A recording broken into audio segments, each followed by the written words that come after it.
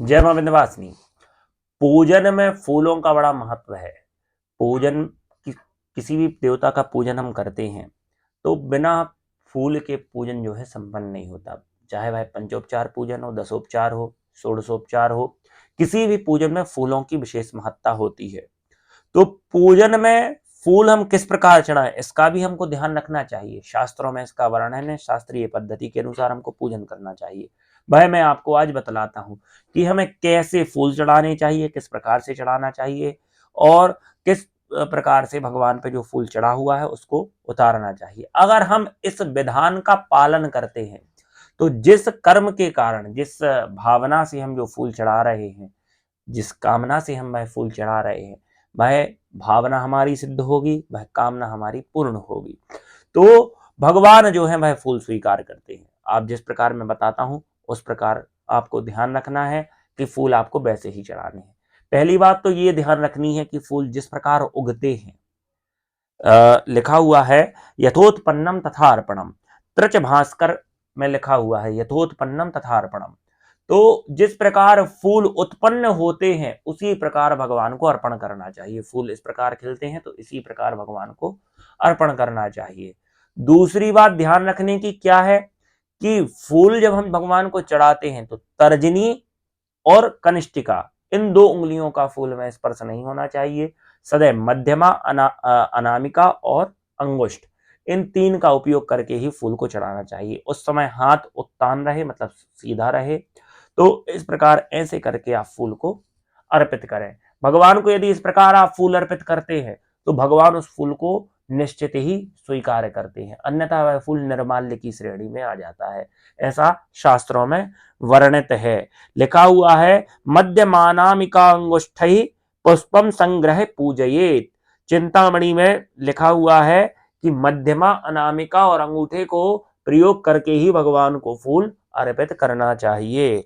और भगवान को जब निर्माल्य हो जाता है, वह फूल बासी हो जाता है, जो चढ़ा हुआ फूल है, जब हम उतारते हैं तो उस फूल को किस प्रकार उतारना चाहिए, तो तर्जनी और अंगूठे का प्रयोग करते हुए उस फूल को भगवान के पास से हमें उतारना चाहिए। इन दोनों को प्रयोग करें और इस प्रकार से ही वह फूल उठाएं। तो इस प्रकार उठाना चाहिए, इससे हमारी पूजा जो है सार्थक हो जाती है। क्योंकि लिखा हुआ है, कालिका पुराण में लिखा हुआ है अंगुष्ठ तर्जनीभ्याम तू निर्माल्य मपनोदयेत। मैं शास्त्रीय प्रमाण के साथ आपको यह वर्णन कर रहा हूं। तो अंगुष्ठ और उंगली का प्रयोग करके ही वह निर्माल्य हमको उठाना चाहिए, इससे वह हमारी पूजन सफल होती है।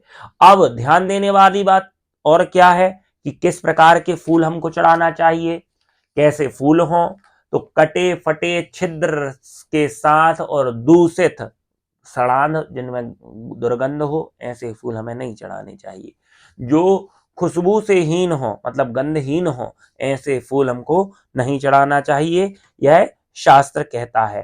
सूंघे हुए फूल जो हम सूंघ लेते हैं वह नहीं चढ़ाना चाहिए। बाएं हाथ से स्पर्श फूल भी हमको नहीं चढ़ाना चाहिए। यहाँ कुछ बातें और विशेष रूप से शास्त्र ने तत्व सागर संहिता में, विष्णु धर्मोत्तर में और वीर मित्रोदय आदि में फूलों के विषय में वर्णित है, जो मैं आपको बतलाता हूं कि अंग में या सूंघ कर, अंग में लगाया हुआ या सूंघ कर कोई भी फूल हमको भगवान को नहीं चढ़ाना चाहिए।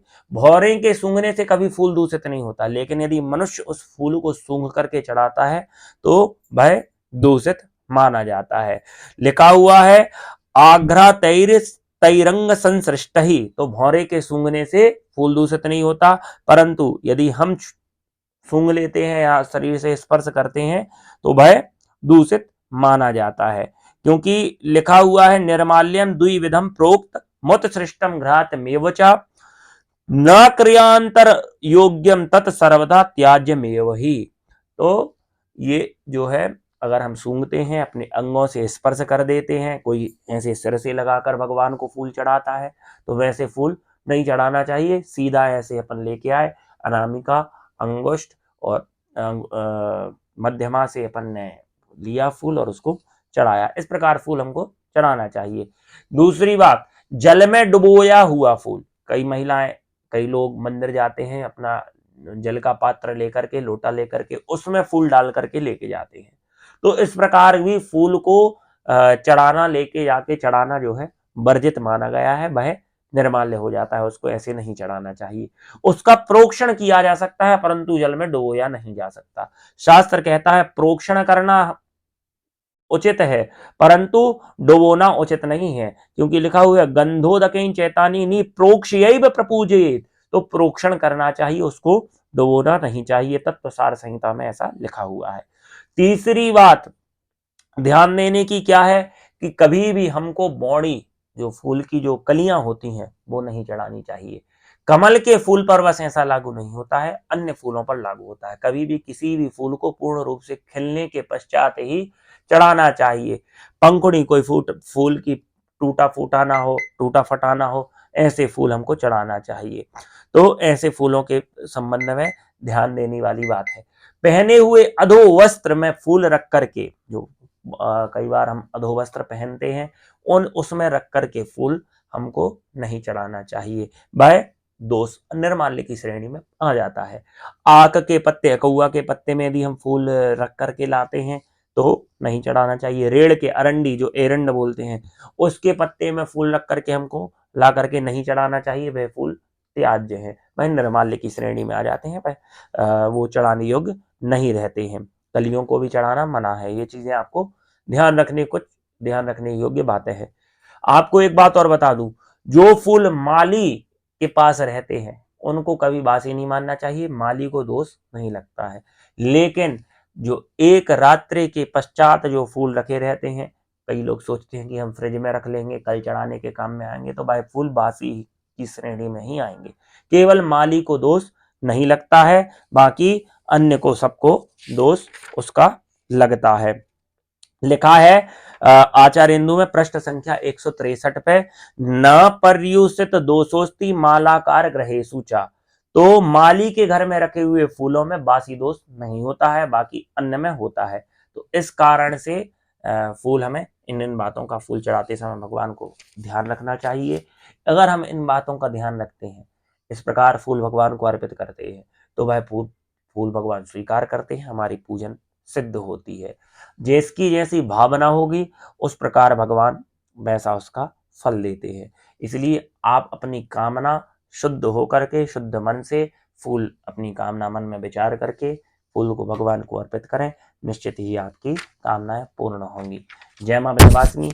ऐसे ही और भी उपाय जानने के लिए मेरे चैनल को लाइक करें, सब्सक्राइब करें, शेयर करें। आपकी यदि कोई समस्या हो, यदि आपका कोई प्रश्न हो, तो कमेंट बॉक्स में मुझसे कमेंट कर आप जान सकते हैं। डिस्क्रिप्शन में मेरा नंबर है। कुंडली यदि आपको दिखानी हो तो उस पर आप मुझसे संपर्क कर सकते हैं। जय मां विंध्यवासिनी।